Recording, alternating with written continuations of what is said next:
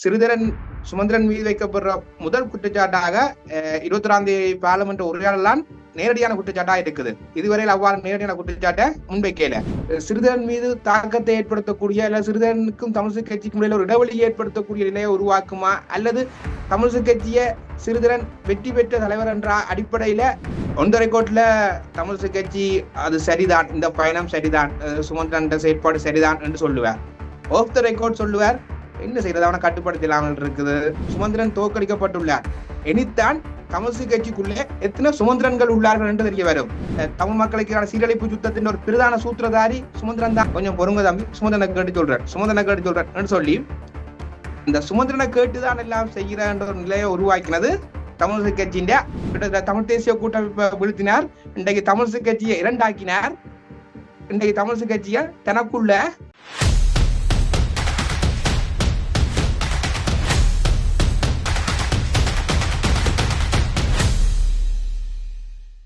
அரசியலில் நகர்த்தப்படும் காய்கள், திரைமறைவில் நடக்கும் இரகசிய பேரங்கள், உலகத் தமிழர் அறிந்தேயாக வேண்டிய உண்மைகளை தேடி ஒரு உடறுப்பு.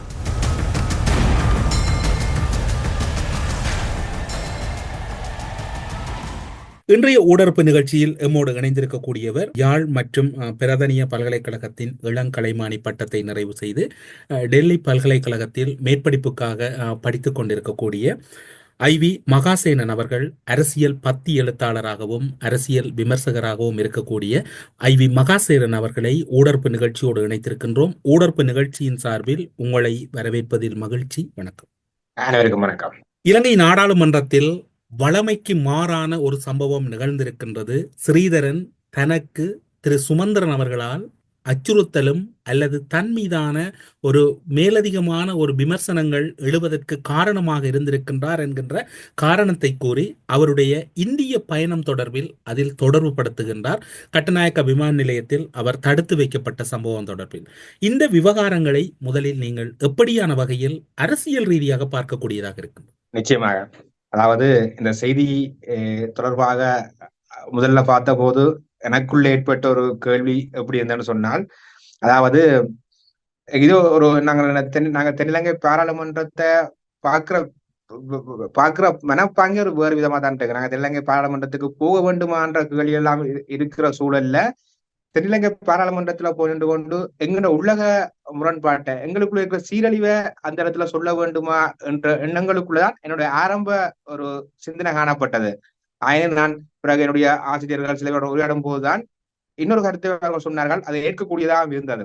குறிப்பாக இந்த கருத்து, அதாவது இதுல நாங்கள் பாராளுமன்றத்துல சொல்ல வேண்டும், அதை நாங்கள் இதை ஒரு உலக முதலா பார்க்கும் போது நாங்கள் இதை பாராளுமன்றத்துல சொல்ல வேண்டுமா, தென்னிலங்கைக்கு போய் சொல்ல வேணுமா என்ற கேள்விகள் இருக்கலாம். ஆனால் இதை நாங்கள் இன்னொரு தளத்திலையும் பார்க்க வேண்டிய தேவை இருக்கேன்னு சொன்னால் அதுல அவர் சொன்ன ஒரு வாசனம், அதாவது அரச புலனாய்வாக செயற்படுகின்றார். சோ அரச புலனாய்வு மீதான குற்றச்சாட்டை நாங்கள் பாராளுமன்றத்தில்தான் சொல்ல முடியும். அந்த நிலையில இவர், அதாவது முற்று முழுதாக என்ன சொல்றது, சிறிதரன் அவர்கள பார்வையில சுமந்திரன் அவர்கள் ஒரு அரச புலனாய்வு என்ற எண்ணங்களுக்குள்ளதான் இன்று காணப்படுகின்றார் என்ற எண்ணத்தை தான் சிறிதரன் வெளிப்படுத்தியிருந்தார். சோ அந்த வெளிப்பாடு அவரை பாராளுமன்றத்துல இத்தகைய ஒரு குற்றச்சாட்டை முன்வைக்கிறதுக்கு, பாராளுமன்றத்தில் விசாரணை பொறுமுறையை செய்யறதுக்கான ஒரு கோரிக்கை வைக்கிறதுக்கு ஒரு நியாயத்தன்மை இருக்கிறது தான் பாக்குறேன், அதை ஏற்றுக்கொள்கின்றேன். ஆனால் இதுல இன்னொரு பக்கம் இருக்கு. என்னன்னு சொன்னால், இது வெறுமனவே என்ன சொல்றது, இந்த பாராளுமன்றத்துல சொல்றது மட்டும் போதுமானதா, அல்லது பாராளுமன்றத்துல ஒரு அரச புலனாய்வாளரை சுட்டி காட்டி இந்த அரச புலனாய்வுக்கு எதிராக விசாரிக்க வேண்டும், அதாவது அரச புலனாய்வு தளமா செயற்படுற சுமந்திரனால தன்னுடைய சிறப்புரிமை பாதிக்கப்படுகின்றது, சோ அதுக்கு எதிராக விசாரணை மேற்கொள்ளப்படுவது என்று சொல்றது மட்டும் போதுமா என்ற தளமூலத்திலையும் நாங்கள் சிந்திக்க தேவை இருக்கு. ஏன்னு சொன்னால், இது இன்னொரு நான் ஆரம்பத்துல சொன்ன தளம், அதாவது இதுல ஒரு உலக தளமும் இதுல காணப்படுகின்றது.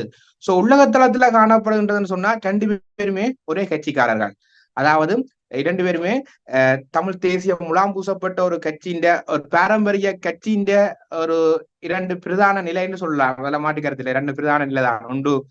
அதாவது 2024 ஆண்டு தமிழிசை கட்சிக்கு இடம்பெற்ற தலைமைத்துவ தேர்தல் போட்டியில போட்டியிட்டவர்கள், அல்லது இன்று நாங்கள் பார்க்க போனா கூட ஒருவர் பாராளுமன்ற உறுப்பினர், இன்னொருவர் அந்த கட்சியின் ஊடக பேச்சாளர் என்று சொல்லி அதாவது பாராளுமன்ற வேட்பாளர் தான் தன்னுடைய கட்சியில ஊடக பேச்சாளர் மீது ஒரு குற்றச்சாட்டை முன்வைத்துள்ளார்.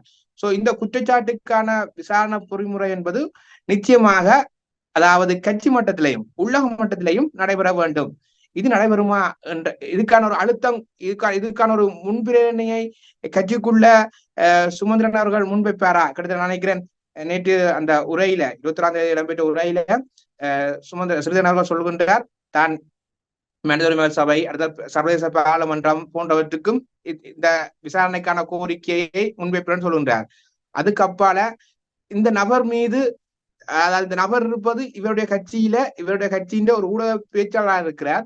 சோ கட்சியின் மட்டத்துல இதுக்கான விசாரணை மேற்கொள்ளப்படுமா, அதுக்கான ஒரு அழுத்தத்தை பிரயோகிப்பாரா என்ற தளங்களுக்குள்ளேயும் சிந்திக் கொண்டிருக்கிறேன். சொன்னால் முகநூல் தளங்கள்ல நான் இந்த செய்திக்கு பிறகு சில முகநூல் தளங்களை பார்க்கும் போது குற்றச்சாட்டை முன்வைத்துள்ள சிறிதரனுக்கு எதிராக விசாரணை மேற்கொள்ள வேண்டும், குற்றச்சாட்டை வைத்துள்ள சிறிதரன் அவர்களை அதாவது சிறிதரன் ஜனாதிபதி தேர்தலில் தமிழ் தேசிய திரட்சியை முதன்மைப்படுத்திய பொது வேட்பாளரை ஆதரித்தவர் என்ற அடிப்படையில அதன் அடிப்படையில் அவருக்கு விசாரணை செய்வது வரைக்கும் அவர் இடைக்காலம் நீக்க வேண்டும், அவரை விசாரணை மட்டும் காத்திருக்காமல் அவரை இடைநிறுத்த வேண்டும் என்ற சில பல கோரிக்கைகள் முன்னூறு தளங்கள்ல பார்க்கக்கூடியதா இருக்குது. சோ இத்தகைய தளங்களுக்குள்ள பார்க்கும் போது இது என்ன சொல்றது, இது வெறுமனவே ஒரு பாராளுமன்றத்துல ஏற்படுத்தின சூடான விவாதம் இதை சுருங்கி விட்டு இது இந்த திசை திருப்பல் மீள என்ன சொல்றது, சிறிதரன் மீது தாக்கத்தை ஏற்படுத்தக்கூடிய, அல்ல சிறிதரனுக்கும் தமிழிசை கட்சிக்கும் இடையில ஒரு இடைவெளியை ஏற்படுத்தக்கூடிய நிலையை உருவாக்குமா, அல்லது தமிழிசை கட்சிய சிறிதரன் வெற்றி பெற்ற தலைவர் என்ற அடிப்படையில கட்சியில மீள செல்வாக்கு செலுத்தக்கூடிய நிலையை ஏற்படுத்துமா என்பது நான் நினைக்கிறேன் சிறிதரன் தொடர்ச்சியான செயற்பாடுகள்ல தான். என்ற சிறிதரன் இதை கிட்டத்தட்ட நான் நினைக்கிறேன் சிறிதரன் சுமந்திரன் என்ற ஒரு முரண்பாடு வந்ததுக்கு பிறகு சுமந்திரன் மீது சிறிதரன் வைக்கிற ஒரு குற்றச்சாட்டு இதுதான். அதாவது கிட்டத்தட்ட 1 வருடங்கள் இந்த தேர்தலை மையப்படுத்தி, அதாவது உட்கட்சி தேர்தலை மையப்படுத்தி ஏற்பட்ட முரண்பாட்டுக்கு பிறகு சுமந்திரன் மீது வைக்கப்படுற முதல் குற்றச்சாட்டாக 21ஆம் தேதி பாராளுமன்ற உரையாடலாம் நேரடியான குற்றச்சாட்டா இருக்குது. இதுவரையில் அவ்வாறு நேரடியான குற்றச்சாட்டை முன்வைக்கல. சோ இந்த நேரடியான குற்றச்சாட்டை வெறுமனை பாராளுமன்ற உரையாடல் கடந்து செல்வாரா அல்லது அதுக்கு எதிராக நடவடிக்கை எடுப்பாரா என்றதை நாங்க பொறுத்துதான் பார்க்கணும். என்று சொன்னால் இப்ப அந்த குற்றச்சாட்டுகளுக்கு முன்னவும் நிறைய வாதங்கள் இருக்குது. கிட்டத்தட்ட இன்னும் ஒரு விடயம் அவதானிக்க வேண்டி இருக்கின்றது மகாசேனன் அவர்களை. நீங்கள் பார்த்தீர்கள் என்றால் சுமந்திரன் அவர்களுடைய அந்த செவ்வி ஒன்றிலே அவர் இப்படி நான் ஊடகங்களில் பார்த்தேன், இப்படி அறிந்தேன், இப்படி கேட்கக்கூடியதாக இருந்தது, இப்படியான வகையில் நான் அறிந்தேன், இதைதான் நான் கேட்கக்கூடியதாக இருந்தது. முன்னர் என்று சொன்னால் எனக்கு தொலைபேசி அழைப்பை எடுப்பார், சிறிதனுடைய வாகனம் துப்பாக்கி பிரயோகம் மேற்கொள்ளப்பட்ட போது முதல் அழைப்பு எனக்கு வந்தது, எனக்கு எதுவும் தெரியாது, எனக்கு அவர் கூறவில்லை, எல்லாம் தன்னை நோக்கி அவர் ஒரு சொல்லாடல், அதில் பெரும் உளவியல் இருப்பதாக நீங்கள் பார்க்கிறீர்களா? தான் இதில் ஏதோ பெருமைப்படுத்தப்பட்டு விட்டேன் என்கின்ற ஒரு மனநிலையை அவர் வெளிப்படையாக கூறுகின்றார். இல்ல, இது நினைக்கிறேன் இது ஒட்டுமொத்த கட்சியின் பலவீனம். இது அதாவது தமிழிசை கட்சியின் ஒட்டுமொத்த கட்சியின் பலவீனமானது என்பதை நான் பார்க்கிறேன். ஏன்னு சொன்னால் நான் ஒரு பல்கலைக்கழகத்துல 2020 கற்கும் போதும் மாணவ ஒன்றிய செயற்பாடுகளின் போது தமிழிசை கட்சியுடன் சில சந்திப்புகளை மேற்கொண்டிருக்கிறேன். அப்ப தமிழிசை கட்சியின் யாரை சந்திச்சாலும், குறிப்பாக அன்றைய தலைவர் மாவேசே நராசா உட்பட அன்றைய பாராளுமன்ற உறுப்பினர்கள் யாரை சந்திச்சாலும் அவர்கள் சொல்ற விஷயம், கொஞ்சம் பொறுங்க தம்பி, சுமந்திரனை கேட்டு சொல்றேன், கொஞ்சம் பொறுங்க தம்பி, சுமந்திரனை கேட்டு சொல்றேன்னு சொல்லி நாங்க அன்றைய கலப்பையில பல்கலைக்கழக மாணவ ஒன்றிய தலைவர் செயலாளர்கள் இருவரும் பயங்கரவாதத்தில் கைது செய்யப்பட்டிருந்தார்கள். சோ நாங்க அதுபடி பார்த்தான் தமிழிசை கட்சியின் உறுப்பினர்கள் தலைவர் மேரையும் பாராளுமன்ற உறுப்பினர்களை சந்திச்சினாங்கள். சந்திக்கும் போது அவர் சொல்ற விஷயம் அதுதான். அதை காய்ச்சால் நாங்க வேற எங்களுடைய பல்கலைக்கழக அபிவிருத்தி சார்ந்ததை காய்ச்சா கூட எல்லாத்துக்கும் கொஞ்சம் பொறுங்க தம்பி, சுமந்திரனை கேட்டு சொல்றேன்னு சொல்லி இந்த சுமந்திரனை கேட்டுதான் எல்லாம் செய்கிறன்ற ஒரு நிலையை உருவாக்கினது தமிழிசை கட்சியின் ஆளுமையற்ற ஏனைய பலவீனமான தலைவர்கள்லாம், அல்லது ஆளுமையற்ற ஏனைய செயற்பாட்டாளர், ஆளுமையற்ற ஏனைய பாராளுமன்ற உறுப்பினரோட விளைவுதான் என்ன நடக்குது. இன்றைக்கு அவர்களுக்குள்ள முரண்பாடு வந்து அவர்கள் பிரிஞ்சு நிற்கும் போதும் இவர் என்ன கேட்காம எது செய்கிறார், சோ இவர் அடக்கி பார்க்கணும், இவர் என்ன கேட்காம செய்யலாம் என்ற அவருக்குள்ள ஒரு உளவியல் எண்ணம் வர்றதுக்கு காரணத்தை ஏற்படுத்தினதும் நான் நினைக்கிறேன் அதாவது தமிழரசு கட்சியின் ஏனைய செயற்பாட்டாளர்களின் பலவீனமான ஆளுமை குறைபாடுதான். ஏன்னு சொன்னால் ஜஸ்ட் அதாவது சுமந்திரன் என்பவர் ஒரு சட்டத்தரணி. ஆனால் இன்னும் ஒரு விடயத்தை கூறுகின்றார். அதாவது திரு ரவுஃப் ஹக்கீம் அவர்கள் அவ்விடத்தில் வந்ததனால் அவர்களோடு உரையாடக்கூடியதாக இருந்தது, அல்லது ஸ்ரீதரனுக்கு உரையாட முடியாமல் இருந்திருக்கலாம். அந்த இடத்தில் மீண்டும் ஒரு முறை அவர் ஸ்ரீதரனை சிறுமைப்படுத்த முயற்சி செய்கின்றார் அல்லவா? நிச்சயமா. ஏன்னு சொன்னால் அது ஒரு ஈகோ போட்டி ஒன்று இருக்குதானே, ஸ்ரீதரனுக்கும் சுமந்திரனுக்குள்ளே ஒரு ஈகோ போட்டி இருக்குது. அந்த போட்டியிட ஒரு வெளிப்பாடைத்தான் அவர் சிறுமைப்படுத்த முற்படுகின்றார். ஆயினும் அதை இவர் எவ்வாறு கையாளுறார் என்றதான் நான் நினைக்கிறேன். இவர் சரியா கையாளுறா இல்ல. அதுல என்ன பொறுத்தவரை மொழி பெரிய விஷயம் இல்ல. அதாவது மகாசேனன் அவர்களே, இப்போது அனுரகுமார திசாநாயக்கவை பொறுத்தவரையில் அவர் ஆங்கிலத்தை ஓரளவு கிரகிக்கின்றார், சரளமாக ஆங்கிலம் பேசக்கூடிய ஒரு தலைவர் அல்ல. அதே போன்று இன்று உலகளாவிய ரீதியில் பலரை நாங்கள் ஒப்பீட்டளவில் எடுக்கலாம். இன்று தலைமைகளாக மக்கள் மத்தியில் மிளிரக்கூடிய அத்துணை பேரும் அவர்கள் மொழியை ஒரு முதன்மையாக கருதவில்லை. அவர்கள் சார்ந்திருக்கக்கூடிய சமூகத்தை அவர்கள் மிகவும் காத்திரமாக வழிநடத்தி இருக்கின்றார்கள். தமிழரசு கட்சியை பொறுத்த மட்டில் பார்த்தீர்கள் என்றால் மொழி வேண்டும் என்கின்றார்கள், சட்டம் வேண்டும் என்கின்றார்கள். கிட்டத்தட்ட வேற ஒரு விதத்திலே வேற்று கிரகத்தில் இருப்பது போன்ற ஒரு செயற்பாட்டை தமிழரசு கட்சி கொண்டு வர முயற்சி செய்கின்றது. உங்களுடைய பார்வை இதனை எப்படி பார்க்கிறீர்கள்? இதுல நான் திருசோட அடிக்கடி விஷயத்தை தான் நினைவுட்டோம்னு நினைக்கிறேன். திருசவனுக்கு சொல்ற விஷயம், அதாவது இந்த சட்டம் பற்றின சிந்தனை என்று சொன்னால் எங்கள்ட இலங்கையின் ஈழத்தமிழ் அரசியல் பரப்புல ஒரு நீண்ட கால மரபுக்குள்ள இந்த சட்ட வளவர்கள்லாம் எங்க அரசியல்வாதிகள் என்றது ஆழமாக பொதிக்கப்பட்டது. கிட்டத்தட்ட ஜிஜி பொன்னம்பலத்தில இருந்து இன்றைக்கு வளர்ந்து வருகின்ற அரசியல்வாதிகள் வரைக்கும் அனைவருமே தங்களை சட்ட வளவாளர் ஆக்கி கொண்டால் நாங்கள் அரசியலுக்கு தகுதி உடையவர்கள், சட்ட வளவாளர் என்றது அரசியல் தகுதி என்ற ஒரு எண்ணப்பாங்களை வருகின்றார்கள். ஆனால் இந்த சட்ட வளவாளர்கள் குறைஞ்சபட்சம் ஈழத்தமிழர்கள் சார்ந்து எத்தகைய சட்டத்தை முன்வைச்சிருக்கிறார்கள்? பாராளுமன்றத்துல சரி, அல்லது எங்களுக்கு மாகாண சபை இருந்தது சரி, எந்த அரங்களையும் எங்களுக்கான ஒரு சட்டத்தை உருவாக்கி இருந்தார்கள், அது எங்கள் சார்ந்த ஒரு சட்டத்தை முன்வைத்துள்ளார்கள். குறைஞ்சபட்சம் இன்றைக்கு மக்கள்கிட்ட போய் சமஷ்டியை கேட்டா சமஷ்டி தெரியாமல் இருக்குது. இந்த சட்டவாளர்கள் எங்களை சமஷ்டியை பற்றி போதித்துள்ளார்களா? ஒன்றுமே இல்லை. சோ சட்ட வளவர்கள்ன்றது எங்களுக்கு சட்ட வளவாளர்கள்லாம் எங்களுக்கு பாதிப்புன்னு தான் நான் திருசரன் சொல்லுவேன். நானும் அதான் ஃபீல் பண்றேன். ஏன் எங்களுக்கு சட்ட வளவர்கள் பாதிப்புன்னு சொன்னால், இந்த சட்ட வளவாளர்கள் எங்க சட்டத்தை படிச்சவர் சொன்னால் இலங்கையின் ஒற்றையாட்சி அரசியல் சட்டத்தை தான் படிச்சு வருகிறான். சோ இலங்கையின் ஒற்றையாட்சி சட்டத்தை படிச்சு வர வைக்கி அந்த ஒற்றையாட்சி சட்டத்துக்குள்ள இணைஞ்சு செயற்படுறதுதான் அவர்களுக்கு தெரியும். சோ அந்த ஒற்றையாட்சி சட்டம் மரபுக்குள்ளதான் அவரோட பயணங்கள் இருக்கும். அதை ஏற்றுக்கொள்ற தன்மைக்குள்ளதான் அவர்கள் இருப்பார்கள். கிட்டத்தட்ட அதாவது இந்த கொரோனா காலங்கள்ல கூடுதலாக எங்களுடைய அதாவது ஈழத்தமிழர்களோட உரிமை போராட்டங்கள், ஈழத்தமிழர் நினைவேந்தர்கள் இந்த சட்டத்தினூடாக முடக்கப்பட்டது. குறிப்பாக இந்த சுகாதார சட்டம் என்று சொல்லி அதை நாங்கள் ஒன்று கூடுறத முடக்கிற சூழல் காணப்பட்டது. சோ கூடுதலாக அதே காலப்பகுதியில தென்னிலங்கையில வெற்றி விழாக்கள் கொண்டாடப்பட்டது, அல்லது அரசியல் நிகழ்வுகள் கொண்டாடப்பட்டது. சோ அந்த சந்தர்ப்பத்தில் ஒரு சட்டத்தரணி மற்றும் அரசியல்வாதி, அதாவது அரசியல்வாதி என்ற கப்பால ஒரு அரசியல்ல ஒரு தகுதியான இடத்துல இருந்தவர்.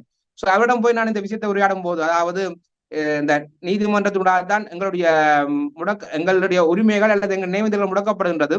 சோ இதுக்கு நீங்க சட்ட மறுப்பு போராட்டம் செய்யுங்கள். ஏன்னா சட்ட மறுப்பு போராட்டம் ஒரு ஜனநாயக உரிமை போராட்டம்.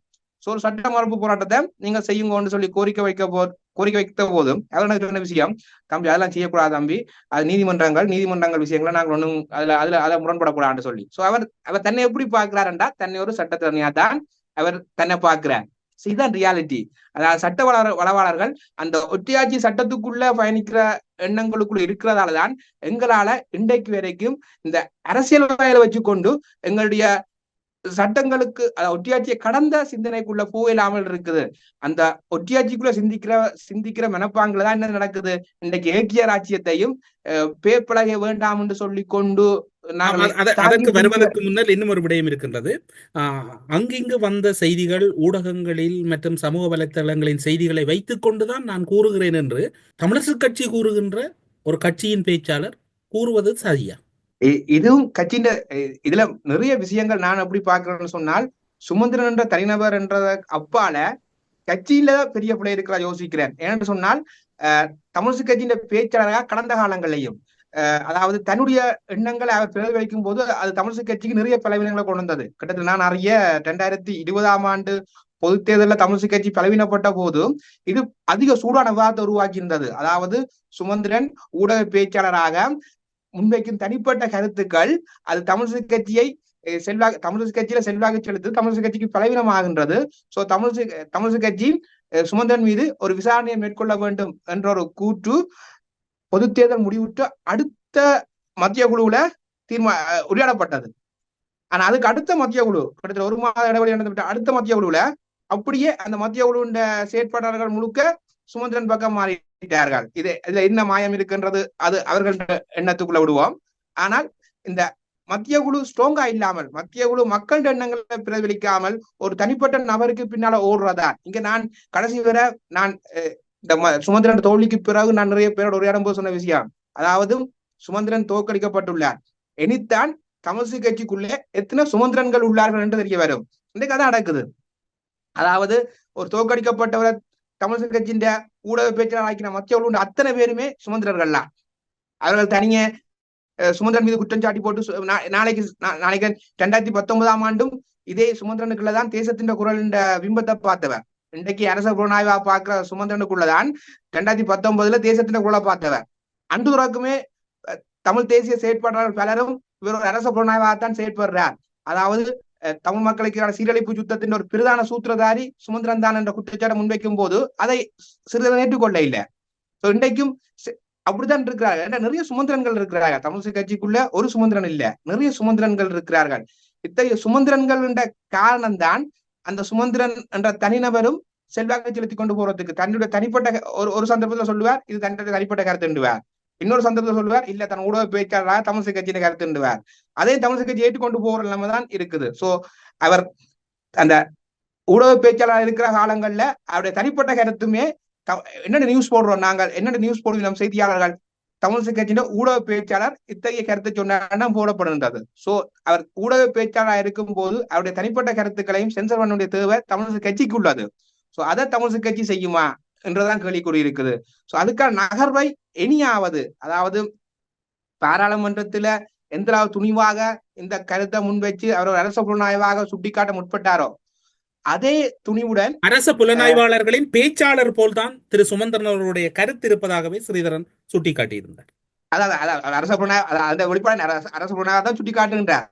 சோ அந்த அரச புலனாய்வு தன்மையை கட்சிக்குள்ளே இருக்கிற ஒழுங்காட்டி விசாரணை செய்யணும். ஏன்னா கட்சி ஒரு கட்சியின் ஊடக பேச்சாளர் அரச புலனாய்வு 2020ஆம் ஆண்டு இதே சுமந்திரனுக்கு எதிராக நீங்கள் கூறிய தேர்தலில் தோல்வியிட்ட பெரும் விழுக்காடை சந்தித்த தமிழ் தேசிய கூட்டமைப்பு இலங்கை தமிழரசு கட்சியினுடைய தோல்விக்கும் கூட சுமந்திரன் காரணம் என்று திரு தவராசா அவர்கள் இவர் மீதான ஒழுக்காற்று நடவடிக்கைக்கு ஒரு கடிதம் ஒன்றை வழங்கியிருந்தார். அதனை மத்திய குழு ஏற்றிருந்தார். அதனை விசாரிப்பதற்காக அப்போது ஒழுக்காற்று விசாரணை குழுவின் தலைவராக இருந்த CVK சிவஞானம் அதன் பொறுப்பாக இருந்தார். அந்த கூட்டம் நிறைவு பெற்ற பின்னர், அந்த மத்திய குழு கூட்டத்தின் பின்னர் என் மீது நடவடிக்கை எடுத்தால் நான் சட்ட ரீதியாக எதிர்கொள்ள தயார் என்று சுமந்திரன் குறிப்பிட்டார். கூட்டம் முடிந்தது சுமூகமாக. மறுநாள் காலையில் CVK சிவஞானம் பதவி விலகுவதாக மாவை சேனாதிராஜாவை கடிதம் எழுதினார். அதான் இதான் நிலைமை. அதாவது என்ன சொல்றது, இங்க முள்ளந்தண்டு பலவருக்கு முள்ளந்தண்டை பரிசோதிக்கிற தேவை இருக்குது. துணிஞ்சு செயற்படுற அளவுக்கு ஒரு தன்மை இல்லை. என்னை பொறுத்தவரை அத அன்றே கிட்டத்தட்ட இது நீண்ட காலம். இப்ப கிட்டத்தட்ட சொல்றது 2024க்கு பிறகுதான் சுமந்திரன் பிரச்சனை இல்ல, இல்லாட்டி 2023க்கு பிறகுதான் சுமந்திரன் பிரச்சனை என்று இல்ல. சுமந்திரன் பிரச்சனைன்றது 2010ஆம் ஆண்டு அவரை அரசியலுக்கு அழைக்கப்பட்டதுல இருந்தே சுமந்திரன் பிரச்சனையாகத்தான் உள்ளார். சுமந்திரன் கருத்துக்கள் தமிழ் தேசியத்துக்கு விரோதமானதாகவும் தமிழ் தேசியத்தின் அவலத்துக்கு எதிரானதாகவும் கிட்டத்தட்ட இன்றைக்கு இன்றைக்கு சிறிதரன் சொல்ற மாதிரி அரச புலனாய்வு மாதிரி கருத்து இருக்கின்றது என்ற எண்ணம் அல்லது கருத்தாடல் கிட்டத்தட்ட 2010களில் இருந்தே சுமந்திரன் மீது இருக்கின்றது. அவருடைய கருத்துக்கள் அரச புலனாய்வுக்கு ஒப்பான கருத்துக்களா தான் இருக்குன்னு சொல்லி. சோ இதை விசாரிக்கிறதுக்கு கிட்டத்தட்ட ஒரு 15 வருஷம் தேவைப்படுகின்றதா இன்னுமே நாங்க நம்பிக்கை இல்லை. அதாவது அடுத்த மத்திய குழுவிலையும் இது உரையாடப்படுமா நான் நம்புறேன். அடுத்த மத்திய குழுவிலையும் கிட்டத்தட்ட முதன்மைப்படுத்தப்படுகின்ற விடயம் சிறிதரனுக்கு எதிரான குற்றச்சாட்டா தான் இருக்கும் ஒழிய சுமந்திரனுக்கு எதிரான குற்றச்சாட்டு சிவஞானம் பல அனுபவம் மிக்கவர். கடந்த காலங்களில் அவர் குறிப்பிடுவது போன்று விடுதலை புலிகளின் காலத்தில் எல்லாம் என்னைத்தான் ஒரு முதன்மையாக பார்த்தவர் என்றெல்லாம் கூறக்கூடியவர். நீங்கள் கூறுகின்றது போன்று ஒரு நடுநிலைமை தன்மையோடு செயற்படுவதற்கு வாய்ப்பு இருக்கின்றது. நிச்சயமா இல்ல. ஏன்னா நான் இப்ப நான் யாழ்ப்பாணத்தில் இருக்கும்போது சில தொலைக்காட்சி நிகழ்ச்சிகளுக்கு அவருடன் சேர்ந்து பங்கு பெற்றி இருக்கிறேன். சோ அவர் on the record off the record 2 விதமா கைப்பார். ஒன் த ரெக்கார்ட்ல தமிழ் கட்சி அது சரிதான், இந்த பயணம் சரிதான், சுமந்திரன் செயற்பாடு சரிதான் என்று சொல்லுவார். ஆஃப் த ரெக்கார்ட் சொல்லுவார், என்ன செய்யறது, அவனை கட்டுப்படுத்த இல்லாமல் இருக்குது. நான் அதுக்கான சாட்சி ஒரு காணொலியை வந்தது நினைக்கிறேன். கிட்டத்தட்ட இப்போ ஒரு இந்த தேர்தல் காலப்பகுதியில நினைக்கிறேன், அதாவது ஜனாதிபதி தேர்தல் காலப்பகுதியில் நினைக்கிறேன். அந்த காலப்பகுதியில CVK சிவஞானம் அவர்கள் சுமந்திரன் மீது கடுமையான சொற்களை பயன்படுத்தி அவரை ஏசிய, அதாவது அந்த எங்களை அழிக்கிறது அவர்தான், சுமந்திரன் தான் என்ற ஒரு கருத்தாடல்ல சொன்ன ஒரு காணொலியும் வந்திருந்தது. சோ அவர் அப்படிப்பட்டவர், அதாவது ஒன் த ரெக்கார்ட் ஒன்று சொல்லுவார், ஆஃப் த ரெக்கார்ட் ஒன்று சொல்லுவார். சோ CVK சிவஞானம் இதை துணிவாக எடுத்துக்கொண்டு நகருவாரா, அல்லது இதுல நியாயமாக, அதாவது இப்படியான இதுக்கு இருக்கிற ஒழுக்காட்டு விசாரணை கிட்டத்தட்ட நினைக்கிறேன் சில பொது வேட்பாளருக்கு ஆதரவு சொல்லி சிறிதரனுக்கு ஒழுக்காட்டு விசாரணை எடுக்கிற சமதளத்துல ஒரு தங்களுடைய பாராளுமன்ற உறுப்பினர் கிட்டத்தட்ட யாழ்ப்பாணத்துல தமிழ் கட்சி என்றது முழுமையா தோற்று விட்டது. கிடைக்கப்பட்டது ஒரே ஒரு ஆசனம். யாழ்ப்பாணத்துல தமிழ் கட்சிய, யாழ்ப்பாணம் கிளிநொச்சி தேர்தல் மாவட்டத்துல தமிழ் கட்சியை பாதுகாத்து வச்சிருக்கிறதும் சிறிதன் தான். சோ அந்த பாராளுமன்ற உறுப்பினருக்கு எதிராக ஒரு அரச புலனாய்வுத்தனத்திலான ஒரு வேலையை செய்திருக்கிறார் என்ற குற்றச்சாட்டை ஒரு ஆரோக்கியமாக விசாரணை செய்வாரா என்றதுல எனக்கு அதிக சந்தேகங்கள்லாம் இருக்குது. அதுல நான் நகர்த்துவார் என்ற நம்பிக்கை இல்லை. இப்போது கிட்டத்தட்ட தமிழ் மக்களுடைய உரிமைகள் பற்றி பேச வேண்டிய முக்கியமான காலகட்டத்தில் இலங்கை தமிழரசு கட்சி இன்னும் ஒரு தீர்மானத்தை எடுத்திருக்கின்றது. நாடாளுமன்றத்தை பிரதிநிதித்துவப்படுத்தக்கூடிய நாடாளுமன்ற உறுப்பினர்கள் சந்திப்பது, ராஜேந்திரிகளுடனான கலந்துரையாடல்களை கடந்து தமிழரசு கட்சி அதில் முக்கியத்துவம் பெற வேண்டும். அடுத்ததாக அரசியல் யாப்பு வரைகின்ற அந்த ஆலோசனை குழுவிலே பார்த்தீர்கள், இலங்கை தமிழரசு கட்சி கடந்த தேர்தலிலே தோல்வியுற்ற அதிகளவானவர்களை போட்டு அதற்கு அடுத்தபடியாக ஓரிருவரை போட்டிருக்கின்றது. தமிழரசு கட்சி நினைக்கின்றது இதற்கு மக்கள் என்ன பாடம் அல்லது மக்களுடைய பங்களிப்பு என்னவாக இருக்க வேண்டும்? அதான் நினைக்கிறேன். இப்ப மக்கள் தமிழரசு கட்சி ஒரு மக்களுக்கு தேவையான அரசியல் இயக்கம் என்று மக்கள் எண்ணுவார்களா இருந்தால் நிச்சயமாக தமிழரசு கட்சியின் இந்த செயற்பாட்டுக்கு எதிராக மக்கள் தங்களோட திரட்சியை வெளிப்படுத்த தேவை இருக்குது. அதை செய்ய வேண்டிய பொறுப்பு நான் யோசிக்கிறேன் சமகாலத்துல சிறிதரனுக்கு இருக்குது. ஏன்னு சொன்னால் சிறிதரன் தான் கட்சிக்கு தமிழ் மக்கள் வடக்க பொறுத்த வரைக்கும், குறிப்பாக யாழ்ப்பாண கிளிநொச்சி தேர்தல் மாவட்டத்துல தமிழரசு கட்சிக்கான மக்களிட அணிதிரட்டல இணைச்சது சிறிதரன் தான். குறிப்பா அவர் தேர்தல் பிரச்சாரங்கள் சொன்ன விஷயம் என்னன்னு சொன்னால், நீங்கள் என்னை தெரிவு செய்தால் நான் தமிழரசு கட்சியை 2009 முற்பட இருந்த ஒரு பரிமாணத்துக்குள்ள கொண்டு போவேன். அதாவது ஒரு தேசிய நிகழ்ச்சிகளுக்குள்ள தமிழரசு கட்சியை கொண்டு போகலாம், ஒரு அணிதிரட்டல செய்யக்கூடிய ஒரு கூட்டமைப்பை உருவாக்கக்கூடிய ஒரு தேசிய அணிதிரட்டல உருவாக்கக்கூடிய ஒரு தேசிய பாதைக்குள்ள தமிழரசு கட்சியை கொண்டு போகலாம் என்ற ஒரு வாக்குறுதிகளை வழங்கியிருந்தார். சோ அந்த வாக்குறுதிகள் கிட்டத்தட்ட தேர்தலுக்கு பின்னர் எவ்வாறு இருக்குன்னு சொன்னால் 0 தான். கிட்டத்தட்ட நான் அறிய என்னுடைய பட்டறிவுக்குள்ள தேர்தலுக்கு பின்னர் எடுக்கிற அத்தனை தீர்மானத்துக்கும் சிறிதரன் சொல்ற பதில் கட்சியை கேட்டுதான் செய்யணும். கட்சியை கேட்டு கேந்திரகுமார் என்ற ஒரு ஒருங்கிணைப்புக்குள்ள அந்த அரசியல் யாப்பு முயற்சி சார்ந்த உரையாடலுக்கான ஒரு அணிதிரட்டலுக்கு கூட சிறிதரன் சொன்ன, அடிக்கடி சொன்ன ஊடகங்கள் சொன்ன விஷயம் சொன்னால் கட்சியை கேட்டுதான் தான் செய்வேன் சொல்லி தனக்கு விருப்பம் இருக்குது, தான் இணைஞ்சு போக விரும்புறேன், ஆனால் முடிவு என்பது கட்சியை கட்டுதான் போலாம்னு சொல்லி. அவ கட்சியை கட்டு போற தளங்கள்ல கட்சி இன்றைக்கு மக்கள் எண்ணங்களுக்குள்ள இல்ல. அதாவது உங்களுக்கு போதான விருப்பம், அதாவது மக்களின் எண்ணங்களுக்குள் இல்லை என்பதற்கான ஆதாரமாக மக்களால் தெரிவு செய்யப்பட்ட அத்துணை பேரையும் வெளியிலே வைத்துவிட்டு மக்களால் நிராகரிக்கப்பட்டவர்களை வைத்துக் கொண்டு மக்கள் சார்ந்த முடிவுகளை எடுக்க தமிழரசு கட்சி முனைவது என்பது எப்படியான ஒரு அபத்தத்தை ஏற்படுத்த போகின்றது. அதான் இதுக்கு பொறுப்பு கூற வேண்டிய பொறுப்பு சிறிதனுக்கு தான் இருக்கு நான் நினைக்கிறேன். அதாவது மக்களிட எண்ணங்களை பிரதிபலிச்சு தமிழரசு கட்சிக்குள்ள இருக்கிறது, மக்கள்கிட்ட இத்தகைய எண்ணங்களை விதைச்சு தான் மக்கள் தேசிய ஒரு நிகழ்ச்சிகளுக்குள்ள போகக்கூடிய நிகழ்ச்சிகளை விதைச்சுத்தான் வாக்கு பெற்ற அடிப்படையில இதை மக்கள்கிட்ட கொண்டு செல்லணும். அதாவது நான் உங்களோட கருத்தை ஏற்றுக்கொண்டு நான் பயணிக்க விரும்புகிறேன், ஆனா தமிழரசு கட்சியில மத்திய குழு அதுக்கு நாங்குது இல்ல. சோ மக்கள் நீங்கள்லாம் என்ன செய்யணும், ஒரு அழுத்தத்தை கொடுக்கணும், கட்சிக்கு ஒரு அழுத்தத்தை கொடுக்கணும்னு சொல்லி மக்கள் அணிதிரட்டி மக்களிடமிருந்து அந்த கருத்தை கொண்டு செல்ல வேண்டும். தமிழரசு கட்சியின் மத்திய உறுப்பினர்ன்றது வானத்திலிருந்து வந்தாக்களும் இல்ல, அடுத்தது இந்த உலகிற்கு அப்பாற்பட்டவர்களும் இல்ல, சாதாரணமாக தென்மராட்சியில் இருக்கிற ஒரு ஆள் தான். சாதாரணமாக வடமராட்சியில் இருக்கிற ஒரு ஆள் தான், சாதாரணமா வலிகாமத்தில் இருக்கிற ஒரு ஆள் தான். சோ எங்களோட பரப்புக்குள்ள எனக்கு பக்கத்து வீட்டுக்காரன் தான், இன்னொரு பக்கத்து வீட்டுக்காரன் தான். சோ எங்களுக்கு பக்கத்து வீட்டுக்காரன் தான் எல்லாருமே. சோ மக்கள் அவர்களுக்கு கொடுக்குற அழுத்தங்களுக்கு கூட தான் என்ன பொறுத்தவரை இந்த மத்திய குழுவை மீள, அதாவது ஒரு மக்கள் எண்ணங்களுக்குள்ள கொண்டு வர முடியும். கிட்டத்தட்ட பொதுச்சபை தேர்தல் டைம், அதாவது தமிழ் கட்சியின் தலைவருக்கான தேர்தல் டைம்லையும் கிட்டத்தட்ட பல்வேறு குழப்பம் இருந்தது. இது எத்தகைய முடிவை கொண்டு வரும் என்று சொன்னால், தமிழரசு கட்சியின் தீர்மானம், அதாவது தனிப்பட்ட ஒரு தீர்மானம் தமிழரசு கட்சியின் தீர்மானமாக இருந்த காலங்கள் அதுகள். சோ நிச்சயமாக அந்த தனிப்பட்டவற்றை வெற்றி தான் சாத்தியம் என்று எண்ணிக்கொண்டிருந்த காலப்பகுதியில சுமந்திரன் ஸ்ரீதரன் வெற்றியை கூட சாத்தியமாக்கின்னு சொன்னால், அதாவது புலம்பெயர் சமூகம் அல்லது வடகிழக்கில் இருக்கிற அத்தனை மக்கள் அழுத்தங்கள்லாம் பொதுச்சபை உறுப்பினர்கள் மீது மக்கள் அழுத்தங்கள், அந்த அழுத்தங்கள் பிரதிபலிப்பாகத்தான் பொதுச்சபை உறுப்பினர் அத்தகைய ஒரு பிரதிபலிப்பையும் வெளிப்படுத்தியிருந்தார்கள். ஆனால் தமிழரசு கட்சியின் தலைமையை மையப்படுத்துவது அல்லது தமிழரசு கட்சியை தன்வசப்படுத்துவதில் சுமந்திரன் அதிக பிரயத்தனம் எடுப்பதனுடைய பின்னணிகள் அல்லது அதனுடைய உள்நோக்கம் என்னவாக இருக்கின்றது? சுமந்திரனுக்கு என்ன ஆதாயம் இருக்கின்றது? அப்ப உங்களுடைய குற்றச்சாட்டுகளுக்கு எல்லாம் சுமந்திரன் அப்படி அவருக்கு என்ன ஆதாயம் இருக்கின்றது? அதான் இப்ப அதாவது தமிழ் தேசியத்தின் ஒரு சீரழிப்பு யுத்தம், அந்த சீரழிப்பு யுத்தத்துக்கு ஒரு முதன்மையான சக்தி, அதாவது 2009 பிறகு ஒரு யுத்தம், ஒரு பெரிய யுத்தத்துக்கு பிறகு ஒரு சமூகத்தை ஒருங்கிணைக்கிறதுன்றது அந்த சமூகத்தின் ஒரு இயக்கம் தேவைப்படும். அந்த இயக்கத்தின் ஒரு பிரதிபலிப்பு கூட்டமைப்புடன் இருந்தது. என்று சொன்னால் ஒரு பெரிய போராட்டம், பெரிய அழிவு, அந்த அழிவுக்கு பின்னர் தமிழ் தேசத்தின் ஒரு நம்பிக்கையா இருந்தது கூட்டமைப்பு தான். சோ கூட்டமைப்பை சிதைக்கிறூடாதான் அந்த இந்த சீரழிப்பு யுத்தத்தை தடுக்க முடியாம பண்ணலாம். என்றால் எங்க யுத்தம் நடந்தாலும் சீரழிவு கொண்டு வரும். அதே நேரத்துல சீரழிப்பு மீதான ஒரு யுத்தம், ஒரு சீரழிக்கிறதுக்கான ஒரு யுத்தமும் அந்த வெற்றி பெற்ற தரப்பால மேற்கொள்ளப்படும். சோ இந்த சீரழிப்பு யுத்தத்துக்கு திருப்பி அடிக்கிறதுக்கு என்ன செய்யணும், தோற்கடிக்கப்பட்ட சமூகத்திட்ட ஒரு ஸ்ட்ராங்கான ஒரு கட்டமைப்பு இருக்கணும். அந்த கட்டமைப்பை பிளவினப்படுத்துறன்றது என்ன நடக்கும்னு சொன்னால், அந்த அமைப்பை முழுமையா அந்த சமூகத்தை முழுமையா தோற்கடிக்கிறதுக்கு வலுவா இருக்கும். சோ அதுதான் கிட்டத்தட்ட 2010 நடந்தது. தமிழ் தேசிய கூட்டமைப்பை தோற்கடிக்கிறது.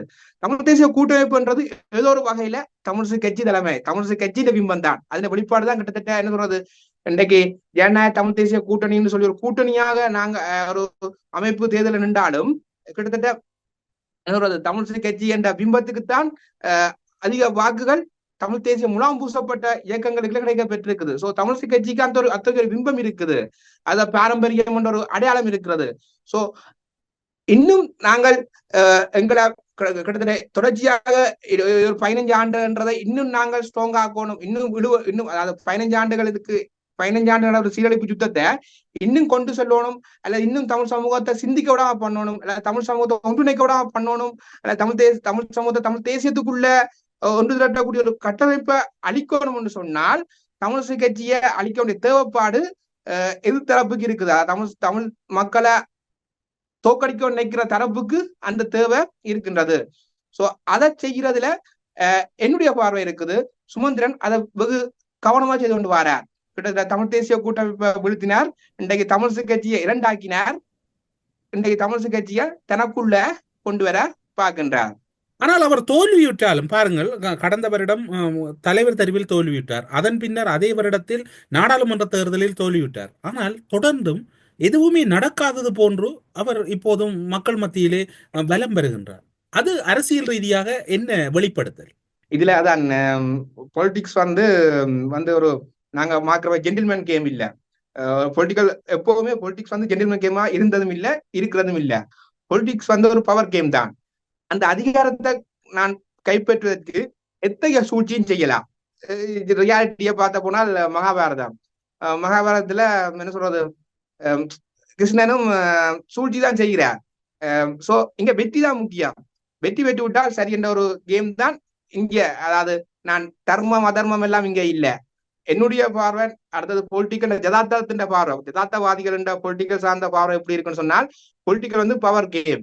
அந்த பவர் கேம்ல பவரை பெறுறது, அதிகாரத்தை பெறுறதுக்கு நாங்கள் எத்தகைய சூழ்ச்சியும் செய்யலாம், நாங்க அதிகாரத்தை பெற்று விட்டா சரி என்பதுதான் இங்க முதன்மை. சோ இங்க நாங்க ஜென்டில்மேனா ஓகே இவர் தோக்கடிக்கப்பட்டவர்ன்றது இவர் வெளியேறணும் அப்படியா நாங்க பார்த்து கொண்டு இருக்கிறாது. அடுத்து நான் பொதுச்சபை தேர்தலில் வெற்றி பெற்றால் எனக்கு தான் தலைமைத்துவத்தை தரணும், சோ தருவார்கள் என்று சொல்லி நாங்கள் பொறுமையா இருந்தால் அது கிட்டத்தட்ட ஒரு வருஷம் இல்ல, இது இப்படியே போய்கொண்டிருக்கும். கிட்டத்தட்ட நான் நினைக்கிறேன் இந்த ஒருவேளை என்ன சொல்றது, நீதிமன்ற வழக்குகள் முடிஞ்சா பிறகு திருப்பி தான் எலெக்ஷன் நடக்க போகுது பொதுச்சேவை தேர்தலில். அந்த பொதுச்சேவை தேர்தலில் சிறிதரம் வெற்றி பெறுவார் என்பதே பெரிய கேள்விக்குறிதான். ஏன்னா அதிகாரம் கிட்டத்தட்ட அந்த அதிகாரத்தை கைப்பற்றுவதற்கான முழு வீச்சையும், அதாவது நீங்கள் மக்கள் நிராகரிச்சால் என்ன, நிராகரிச்சாலும் நான் என்னுடைய இலக்கு நோக்கி, என்னுடைய அதிகாரத்தை நோக்கி பயணிப்பேன். என்ற அதிகாரத்தை பெறுவதற்கு நான் எத்தகைய வேலையை செய்ய தயார், எத்தகைய சூழ்ச்சிகளுக்குள்ளேயும் பயணிச்சும் என்னுடைய அதிகாரத்தை தக்க வைக்கிறதுக்கு தயார் என்றதுல நிற்கிறார். என்ன கிட்டத்தட்ட நினைக்கிறேன் அதுக்கான ஒரு என்ன சொல்றது, அதுக்கான ஒரு அதாவது என்ன சொல்றது, சுமந்திரன் சரி பிழை என்றதுக்கு அப்பால ஒரு அரசியல்வாதியாக, அதாவது ஒரு அரசியல்வாதியாக ஒரு தன்னுடைய அரசியல் செயற்பாடு மேற்கொண்டு வருகின்றார். கிட்டத்தட்ட என்னுடைய ஆசிரியர் எனக்கு சொல்ற விஷயம், அதாவது எங்களை தமிழ் தேசிய பரப்புக்குள்ள தமிழ் தேசியத்தை வளர்க்கணும்னு நினைக்கிற நாங்கள் எப்படி யோசிப்போம்னு சொன்னா, நாங்கள் பகுதி நேர அரசியல்வாதிகள், பகுதி நேர அரசியல் செயற்பாட்டாளர்கள். கிட்டத்தட்ட தமிழ் மக்கள் பேரவை இருந்த காலத்துல என்னுடைய ஆசிரியர் சொன்ன எனக்கு விஷயம், அதாவது தமிழ் மக்கள் பேரவை செயற்பாடு சொன்ன விஷயம், அதாவது நாங்கள் தமிழ் தேசியத்தை நாங்கள் வளர்க்க போறோம், தமிழ் தேசியம் சார்ந்து செயற்பட போறோம்னு சொன்னா நாங்கள் பகுதி நேரம் தான் செய்வோம், நாங்கள் முழுமையாக அதுக்கு ஒதுக்க மாட்டோம். ஆனால் இந்த தமிழ் தேசியத்தை கருவறுக்கணும், தமிழ் தேசியத்தை அழிக்கணும் நினைக்கிற தரப்பு எப்படி யோசிக்கும்னு சொன்னால் அது முழு நேர அரசியல் செய்யும். எப்படின்னு சொன்னால் சுமந்திரனை பொறுத்த வரைக்கும் விடிய மட்டக்களப்பில் நிற்பார், பின்னேரம் யாழ்ப்பாணத்தில் நிற்பார், இரவு கொழும்புல நிற்பார். இத்தகைய அரசியலை தமிழ் தேசிய பரப்புக்குள்ள தமிழ் தேசியம் நாங்க தமிழ் தேசியத்தை பாதுகாக்கிறோம்னு சொல்ற தரப்புக்குள்ள செய்கிறார்கள் வெகு குறைவு. நான் இல்லையே சொல்ல மாட்டேன், வெகு குறைவு. ஆனா அவர்கள் அத்தனை சாணக்கியத்துடன் செய்யணும் இல்லை. கிட்டத்தட்ட நினைக்கிறேன் தமிழ் தேசிய மக்கள் இந்த பொதுச்செயலாளர் அத்தகைய அரசியல் எல்லாம் செய்வார், அதாவது கொஞ்சம் வேகமா எல்லாம் திரிவார்.